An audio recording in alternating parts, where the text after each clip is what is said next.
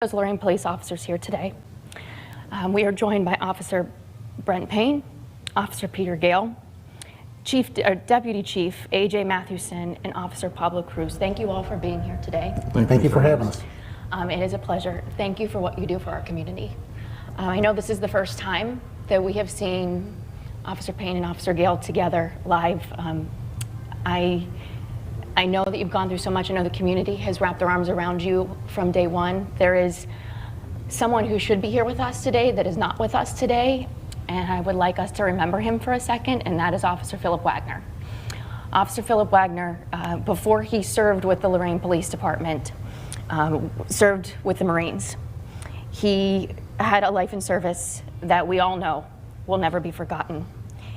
I am so happy to hear that he was able to become a member of the SWAT team, which he so wanted to do shortly before his passing. But this is a man who looked death in the eyes every day, and especially wanted to become a member of the SWAT team, and knew what he was up against and still did what he did. And so we remember him today.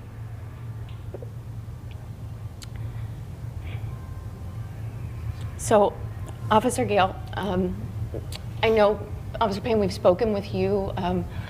I want to talk about how you guys are recovering. If it's okay for me to ask, could you take me back to that day? We haven't really talked with you about that. Yeah, it was July 23rd, a little afternoon. Phil and I were going to meet at Missouri Extension and have lunch. So I picked up a pizza and got there first, and Phil pulled up later, and we're just sitting there talking about his family like he always does.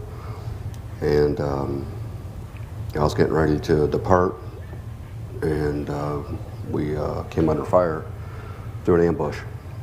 I was able to get out and radio for the rest of the guys that come out for support, and Officer Payne, being Johnny on the spot like he always is, got there first and got in front of me, and I followed him back in, and that's when we came under even more fire.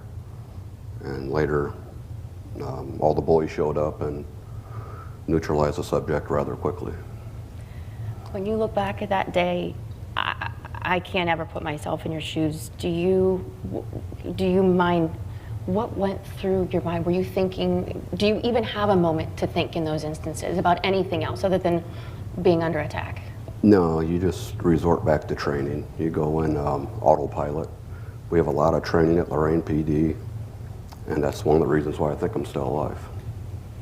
I know. What did you call him before? Johnny? Johnny on the spot. Johnny on the spot. You've been called the GOAT. He's the GOAT, for sure. You've said you've run through brick walls for these men, and you did that day. How are you? I know you just recently had another surgery. How are you recovering? Day by day. It's a long process, but it's going. It's trending in the right direction. My PT is going great. I know it's going to take a lot more time to get healed, not only physically but mentally. But it's a journey that I'm ready to continue to go down and eventually get back to work. That's my ultimate goal. What has it been like for the two of you to have your brothers, your men in blue, women in blue there with you to support you through this process?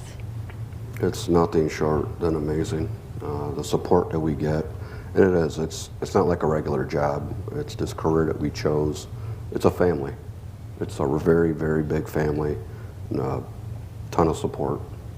I know you were there. We're going to talk more when we come back about the PTSD. I know you were having surgery. You were not there, but for the fact that we had John come in, talk with you all about this PTSD program that they have. We'll get in a little bit more about how Travis Mills Foundation helps in those situations, but I want to hear more from both of you and the other officers as well. So we'll be right back with more on this discussion.